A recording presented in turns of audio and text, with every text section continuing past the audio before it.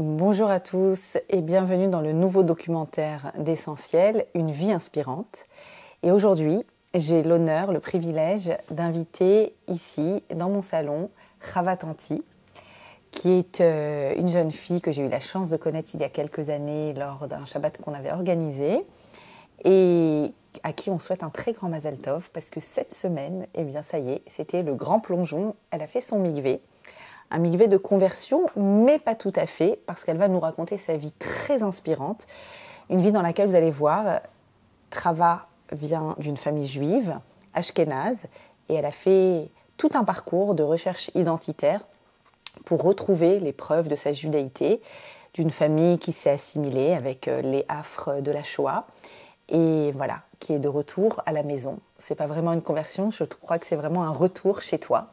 Et c'est ça que tu vas nous raconter, Chava. Alors, bienvenue, merci d'être là. Merci de me recevoir. Et alors, dis-moi, à quel moment ça commence chez toi, cette recherche? D'abord, tu grandis en France. Oui.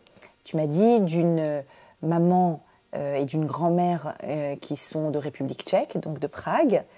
Mais tu grandis à l'école laïque en France, tout normal. Et puis un jour quoi? À quel âge? Qu'est-ce qui se passe? Alors, ça commence autour de mes 12 ans, où je me suis vraiment posé des questions de savoir quelle était notre histoire familiale, quelle était notre place tout simplement ici dans cette société en évolution, et surtout pourquoi on n'avait pas de religion à la maison comparé aux enfants que je pouvais voir en école laïque qui eux fêtaient leurs différentes fêtes. Alors ça a commencé par poser des questions, oser poser la question. Wow. Autant ma mère était très ouverte, mais elle a préféré déléguer à ma grand-mère qui, de par son histoire, était un petit peu plus récalcitrante et qui a fini par me dire, non pas je suis juive, mais notre famille est juive. Ouais. Et à la Parce suite, que le je suis juive est encore trop douloureux. Trop douloureux et aujourd'hui elle a quand même un certain âge, donc je ne sais pas si un jour elle l'admettra totalement, mais déjà le fait qu'elle l'ait admis. Alors, ta grand-mère est née tout de suite après la Shoah à Prague, n'est-ce Oui, pas? elle est née en 1946 à Prague, Ouais. dans une famille de tailleurs. Qui du coup a réussi à survivre en s'assimilant, en effaçant toute trace de leur identité juive. Donc elle n'a pas grandi en vivant dans une famille vraiment pratiquante. Elle ne savait pas ce que c'était d'être juif au sens entier, on va dire, du terme. C'était très culturel et beaucoup moins religieux et spirituel. D'accord. Donc elle te dit que notre famille est juive. Alors déjà, le courage d'une petite fille de 12 ans, la bat mitzvah. Ce moment justement où on se connecte plus à son intériorité, c'est ce moment où tu as le courage de poser des questions. Et heureusement, une famille qui répond à tes questions. Et alors là, tu fais quoi? Et bien là, tout de suite, je vois déjà une partie de la réponse, une partie de la solution, puisque justement, le début de l'adolescence, c'est beaucoup de difficultés, c'est un confort matériel pour notre part, mais une absence de spiritualité totale. Et ça te manque déjà? Ça me manquait beaucoup, ça me rendait très malheureuse. Et justement, la plupart des réactions des parents, c'est « mais on te donne le monde, on t'offre tout ce qui est possible, comment tu ne peux pas être heureuse ?» Et c'est parce que justement, il manquait cette spiritualité. Il manquait le contenu. Tu avais l'emballage, tu avais la coquille, mais il manquait l'intérieur. Et alors, tu vas aller dans cette quête, toute seule, comme ça. Alors non, je décide d'entraîner ma maman quand même dedans et de lui dire j'ai envie d'aller à la synagogue. D'accord. Et là, elle se pose des questions parce qu'elle n'a jamais été à la synagogue. Donc elle se renseigne auprès de ses collègues parce qu'elle avait de la chance d'avoir un entourage avec notamment des femmes juives pratiquantes qui du coup au travail d'accord. Et qui lui ont conseillé d'aller à la Victoire, de m'amener à la Victoire puisque c'est une communauté qui est très ouverte et qui permet donc de venir déjà pour s'imprégner du lieu. Surtout quand on est dans une quête de recherche identitaire. Voilà. Alors tu as 14 ans et tu rentres pour la première fois dans une synagogue, c'est ça? Et tu es impressionnée. Quel est ton premier sentiment? Un sentiment de plénitude. Et alors tu m'avais dit que tu avais déjà visité des églises. Oui, ça me faisait très peur. En fait, j'avais justement très très peur de ces idoles, de toutes ces dorures, de tout ça. Parce que ça ne parlait pas. Ça ne me parlait pas du tout. Et c'est une peur irrationnelle. C'était irrationnel, mais c'est vrai qu'à la maison, on avait quand même un livre pour enfants de l'Ancien Testament, alors que mes deux parents étaient quand même athées. En tout cas, se disaient athées. Beaucoup plus mon père que ma mère. Noël. On fêtait Noël quand même, mais c'était plus un rassemblement familial en réalité qu'une fête spirituelle. Et c'est vrai qu'en fait, dans cet Ancien Testament, je voyais des choses qui me parlaient. Et après, dans le Nouveau Testament, je voyais aussi des choses qui ne me parlaient pas du tout. Cette notion de pourquoi créer des idoles, pourquoi... Ça me faisait très peur en fait, et je ne comprenais pas. Donc c'est le petit Avram qui casse les idoles de son père, qui se cache à l'intérieur de toi quand tu as à peine 12 ans, 14 ans. Oui, c'est l'histoire moderne d'Avram. C'est ça, c'était assez intéressant. Et à la suite de ça, en fait, j'ai dit, bon, bah, j'ai envie d'aller à la synagogue, mais tout le temps. Alors ma mère, elle est restée 3 heures avec moi, elle a pris énormément sur elle parce que même pour quelqu'un d'adulte qui n'a jamais été dans une synagogue, on voit des gens prier, on ne comprend pas la langue, on ne comprend pas pourquoi, dans quelle mesure. Et moi, en fait, j'avais adoré. Je trouvais que c'était apaisant.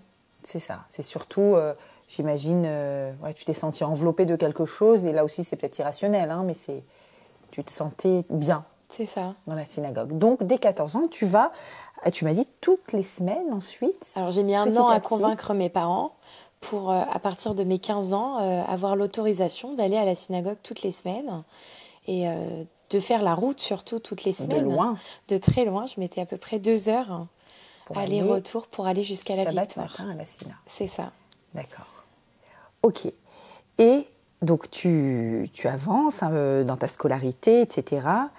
Et un jour, tu me dis que tu reçois ton premier sidour. C'est ça. En fait, je m'étais renseignée et je savais que la prière, c'était central dans le judaïsme.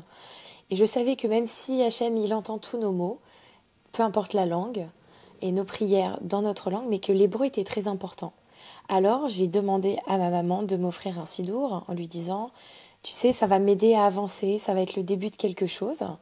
Donc à ce moment-là, tu sais déjà que tu veux avancer. Oui, j'avais vraiment envie d'avancer. Tu veux avancer. Est-ce qu'on t'a déjà dit qu'il faudra quand même te tremper malgré ton ascendance juive? Tu l'as su quand ça? Alors, je l'ai su justement quelques mois après avoir commencé à fréquenter la communauté de la Victoire. Le Rav m'avait invité lors d'un repas de Shabbat et m'avait laissé parler de mon histoire et justement m'avait dit qu'il y avait pas uniquement le fait que j'ai une histoire familiale, mais que ça allait beaucoup plus loin que ça, et que c'était aussi des questions halakhiques, et qu'il faudrait que je passe par la conversion, malheureusement. Et ça, j'imagine que c'est dur à encaisser. C'est très dur, surtout quand on est adolescent, parce que on comprend pas, on se dit pourquoi ma famille qui a passé des années, des générations à se cacher et à s'assimiler, et maintenant, on est obligé de montrer, de prouver qu'on est juif. Et surtout, quand on est adolescent, on est révolté, on est dans la colère la plus totale. Donc, il m'a fallu quelques années avant de mûrir ce projet. Je crois que ce moment, c'est une articulation en fait assez importante parce que, en fait, ce que tu dis, c'est bouleversant. Tu dis que ta famille maternelle a passé son temps à vouloir prouver qu'ils ne sont pas juifs parce que c'est dangereux d'être juif. Et toi, tu arrives et tu dis, je voudrais prouver que je suis juive. C'est ça. C'est tout le paradoxe, je crois, du peuple d'Israël, qui ne veut pas lâcher son identité. Et des fois, c'est une identité qui est douloureuse. Mais on finit par revenir à la maison. Ok. Alors, tu apprends l'hébreu à ce moment-là, n'est-ce pas? Grâce à YouTube. Puisqu'il y a beaucoup de bienfaits aussi sur Internet. Je pense que l'utilisation d'Internet, quand elle est maîtrisée, elle peut être positive, notamment de YouTube. Donc, j'ai appris grâce à des petits cours en ligne comme ça. On peut apprendre l'hébreu sur YouTube. Alors, je crois que c'est quand même important de dire qu'il faut un sacré courage et une sacrée détermination. Aller à la Sina, vouloir prouver sa judaïté, être déterminé, apprendre à lire, faire ses allers-retours, avoir des embûches déjà, et tout ça quand tu as 12 ans, 14 ans, 15 ans, 16 ans. C'est difficile, surtout auprès de notre propre famille. Autant mes parents m'ont toujours soutenue, même si au tout début ils pensaient que c'était une lubie, un passe-temps qui allait me passer. Autant ma famille plus éloignée, eux ne comprenaient pas pourquoi je voulais faire cette recherche et ils pensaient que tout simplement la spiritualité ça s'arrêtait pas à un dogme, à des pratiques, mais que on pouvait très bien prier chez soi, le Dieu qu'on voulait. Donc c'était très difficile parce que quand on est adolescent, on a du mal aussi à se confronter à notre famille. Bien sûr. Au refus, parce que généralement on refuse systématiquement en nous disant non, c'est pas ce qu'il te faut, tu peux être heureuse autrement. Waouh, c'est vraiment très inspirant. Et du coup, tu apprends, tu m'as dit petit à petit, Tu achètes beaucoup de livres. Oui, bah, au Hachem que Tu j'adore. avales les livres. Tu apprends les halachot. Aussi, oui. Tu manges cachère petit à petit. Progressivement, vers l'âge de 17 ans, c'est ça? C'est ça. En fait, pour moi, le plus simple, étonnamment, ça a été la tzniout. Parce que je suis une très, très grande fan de mode. On a toujours adoré la mode à la maison. Et on nous a toujours aussi enseigné de bien s'habiller pour aller à l'école, puisque c'est aussi une marque de respect pour soi-même, mais aussi pour notre professeur et pour l'institution. Et donc, j'ai toujours adoré. En fait, je me suis renseignée. C'est la première chose que j'ai faite quand j'ai su qu'il y avait différents domaines dans le judaïsme qui étaient importants de respecter. Et donc, oui, ça a été le plus simple pour moi, je trouve. Même si je sais qu'il y a beaucoup de femmes qui ont des difficultés avec la tzniout. Alors que... C'est intéressant. Après, je pense que c'est surtout par palier. On ne peut pas forcément vouloir gravir une montagne d'un seul coup. Et il faut faire étape par étape et se faire confiance et se dire que si on chute, c'est pas grave, c'est une étape et que on va réessayer et revenir plus fort et recommencer. Après, ça a été Shabbat. Combien d'intelligence. Shabbat, en fait, c'était un moment de paix. Pourquoi? Parce qu'on est dans une société où on veut tout le temps être connecté 24 heures sur 24, 7 jours sur 7. Et on en action. Toujours qu'on en soit action. en action. Notre esprit, il est jamais au repos. Et en fait, c'est des moments stressants, en fin de compte, qu'on s'inflige. Et donc, le fait de faire Shabbat, pour moi, c'était un moment où le monde pouvait s'arrêter, mais moi, j'étais en paix. J'étais tout simplement en train de me reposer, de penser. Et alors, tu étais invitée Shabbat? Comment est-ce que ça Alors, s'organise? non, au départ, je faisais à la maison. Jusqu'à, en fait, ce que je déménage à Paris, je faisais à la maison. Donc, ma mère me laissait allumer les bougies de Shabbat, parce qu'elle m'avait acheté un petit bougeoir. Encore une fois, j'ai eu un grand soutien de ma mère, même si Bravo. elle ne voulait pas forcément prendre part à ça, mais au contraire, elle aimait bien que je lui explique. Elle t'a accompagnée dans cette démarche. Et ça l'intéressait de savoir pourquoi est-ce qu'on fait ça, qui est-ce qui a instauré ça. Donc voilà, et j'ai terminé avec la cacheroute parce qu'effectivement, quand on vit dans un foyer qui ne mange pas cachère, c'est très difficile. Après, progressivement, ça a été arrêter de manger du porc il y a très très longtemps parce que ça me dégoûtait un petit peu. Ouais, ça fait partie des choses irrationnelles. C'est tu m'as ça. dit que... Les fruits de mer, pareil, ça me répulsait. Et puis après, quand on apprend que le mélange du lait et la viande, c'est très grave, alors j'ai arrêté aussi. Et puis après, on arrête de manger de la viande taref. Mais ça prend du temps. Et encore une fois, il faut être bien entouré et avoir des gens compréhensifs autour de soi. Waouh, magnifique. Alors, tu passes ton bac. Je passe le bac. Et puis tu décides... Alors, tu commences des études de langue étrangère. Tu es très douée en langue. Et puis, tu décides, toujours dans cette quête d'identité, dans cette quête pour toucher ce point central à l'intérieur de toi, ce point qui te relie à tes origines, tu décides d'aller aux origines. Et donc à Prague. C'est ça. Et de faire un voyage de 8 mois à Prague. Alors raconte-nous un peu, comment l'idée t'est venue? C'était important pour toi, ce retour sur les traces de tes ancêtres? C'est ça, c'était très important. En plus, j'ai eu l'opportunité grâce à Erasmus, qui nous permet, donc c'est un programme européen qui nous permet de partir à l'étranger pendant 1 an. Voilà. Et en fait, j'ai saisi l'opportunité. Il y avait énormément de possibilités de bourse aussi pour pouvoir passer un long moment là-bas et revenir parce qu'effectivement, on allait tous les ans à Prague et à partir de la 3e, donc jusqu'à mes 15 ans, j'y allais. Puis après, on a arrêté pour des raisons financières, plus le temps. On avait envie de découvrir d'autres pays aussi. Et donc, ça a été de longues années où j'avais terriblement envie d'y retourner pour voir mes amis d'enfance, pour découvrir le pays tout simplement, parce qu'il n'y a pas que Prague. C'est un pays qui est magnifique, la République tchèque, avec tellement de communautés qui ont disparu, mais il y a encore beaucoup de vestiges. Faut savoir que c'est un des pays dans le monde où il y a le plus de cimetières juifs. Oui. Et il y a notamment le Maharal de Prague. Notamment. Et la synagogue, il y a des splendides synagogues à visiter, effectivement. Pour y avoir été, c'est le quartier juif, le ghetto juif est extraordinaire. Il y a un Chabad là-bas aussi, très actif. Je crois que tu y as passé beaucoup de temps, tu m'as dit. Oui. Voilà, un accueil comme d'habitude, chaleureux, merveilleux. Et tu as trouvé effectivement le nom de ta famille dans la synagogue. C'est ça. En fait, j'ai décidé de faire ces visites touristiques parce qu'effectivement, je n'avais jamais été dans ces synagogues-là, malgré le fait qu'on allait tous les ans à Prague. Ce qui est assez paradoxal du coup. Et j'ai trouvé effectivement en cherchant un nom de famille qui m'était très très familier. Et je me suis dit, waouh, alors ça veut dire que les détails se rapprochent, l'histoire se rapproche. Voilà, et puis donc tu as une confirmation. Donc ta grand-mère, tu m'as dit, c'est Safran. C'est ça, Safran Safran Kova. Kova. Et puis au-dessus... Au-dessus du côté maternel, c'était Jeakova. Donc c'est là que j'ai trouvé justement ce nom, Jeakova, qui est un peu un équivalent d'Jakubovic, pour donner une idée à nos auditrices. D'accord. Donc tu as fait ce voyage, donc ça t'inscrit encore plus dans cette démarche-là de reconnexion avec ton origine. Et tu rencontres d'autres jeunes. Oui. C'était vraiment un super sentiment parce que, en fait, tout simplement, le fait de se dire qu'on n'est pas seul, déjà de rencontrer des locaux qui ont un parcours très similaire au mien, qui ont connu les mêmes difficultés, on se dit on n'est pas seul dans ce parcours. Parce que ça, c'est difficile. En fait, dans ce parcours, dans cette quête identitaire, ce qui est dur, c'est ce sentiment de solitude. Oui. Ce sentiment de sentir qu'on est... Enfin, il y a des familles, il y a des cellules familiales, et puis tout d'un coup, toi...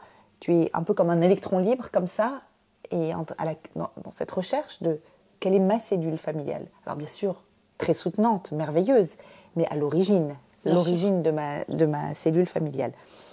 Et puis tu continues tes voyages. Ouais. Parce que tu es une globe trotteuse. Oui, j'adore, et j'en profite au détour d'un voyage à New York de 2 semaines en 2022, à la suite de mon voyage en fait à Prague, où j'ai rencontré des gens fabuleux, et ça c'est un petit peu la force de Chabad, c'est qu'on peut tomber sur des gens fabuleux et de tout horizon. Et je pense que c'est important aussi de le souligner parce que c'est ce qui m'a apporté peut-être l'ouverture d'esprit qu'on m'a enseignée étant petite et que j'ai perpétuée ensuite, de me dire que le judaïsme, ça a une pluralité en fait. Il n'y a pas une seule manière de vivre son judaïsme, il y a tellement de manières différentes. Et tu en as rencontré plein en fait dans ton parcours. C'est ça. Et notamment New York, on avait aussi bien Brooklyn, le fameux quartier juif avec les Chabad et le 770, que Lakewood, qui est à 1 heure de New York et qui est une communauté plutôt Haredi, plutôt ashkénaze, ou même des gens, des fois, dans des petites villes qui vivent leur judaïsme de leur manière et qui sont très heureux. D'accord. Waouh. Et tu as voyagé aussi en Allemagne, tu m'as dit. Oui. À la découverte aussi de communautés juives, de jeunes juifs. Et aujourd'hui, tu es prof d'anglais. C'est ça. Tu es prof d'anglais aujourd'hui. Et alors, donc Mazal Tov, tu as fait ta conversion, ça y est. Alors dis-moi un petit peu, dans tout ce parcours magnifique, tellement inspirant, où vraiment, on admire ton courage, on admire ta volonté affirmée d'être pleine, d'être remplie de cette spiritualité que tu pressentais, que tu ressentais, que tu voulais vraiment vivre concrètement. Est-ce qu'il y a eu un moment clé ? Est-ce qu'il y a eu quelque chose qui t'a dit « Ok, c'est sûr, j'y vais ». Ah oui, effectivement, c'était le Shabbat plein oui. organisé par Essentiel. Ah oui, il y a eu ce Shabbat. Chez toi, oui. En 2021, en fait quelques mois avant de partir à Prague. Et j'étais justement dans ce questionnement de est-ce que j'y vais ? Est-ce que je saute le pas de commencer ces démarches qui, on le sait... Alors, tu étais déjà très investie. J'étais investie, effectivement, mais j'avais quand même, et ça peut se comprendre, une part de doute. J'étais jeune, j'avais 19 ans à peine. Et j'avais ce doute de me dire, est-ce que je le fais ? Ou est-ce que j'attends ? Et on le sait parce que je m'étais renseignée aussi. La conversion, c'est loin d'être quelque chose de simple. C'est un parcours du combattant. C'est fastidieux, c'est en fait traverser des sables mouvants, des tempêtes et des fois se confronter à des réalités, des difficultés. Et en fait, j'ai fait des rencontres magnifiques. Déjà, toi, t'es mignonne. Ton mari et puis les filles surtout. Des filles avec qui j'ai encore un très bon contact et à qui j'ai pu un petit peu parler de mon parcours et qui m'ont dit mais nous on te soutient, on sait que tu vas y arriver et on le sent. On sent que c'est en toi et qu'il faut juste que ce soit révélé à la lumière. Donc ça m'a vraiment motivée à garder ça et à continuer tout simplement à être plus pratiquante que je l'étais déjà à l'époque. À étudier surtout, je pense que si les plus grands rabbinim étudient jusqu'à aujourd'hui, c'est qu'il y a une raison. C'est qu'en fait, on apprend tous les jours. Au dernier souffle, on étudie. On apprend de tout le monde et tout le temps. Tous les jours, tout le temps. Nous sommes des personnes en progression permanente. Constante. Effectivement. Alors, dis-moi, quel conseil tu donnerais ? Parce que vraiment, ça force l'admiration. D'aller au bout de cette quête, au bout de cette demande, avec accompagné de ta famille, si gentil, si soutenant, heureusement. Et dans un parcours qui est vraiment difficile, qui n'est pas simple. Parce que d'un côté, tu es la plus légitime, d'accord, pour être juive, puisque d'ascendant juif, maternel en plus. Et puis, voilà, les traces sont claires. Et le désir d'assimilation, il est bien connu, avec tout ce qu'a vécu le peuple d'Israël. Et puis, d'un autre côté, cette barrière-là, cette barrière qu'il va falloir traverser, et il n'y a pas de raccourci.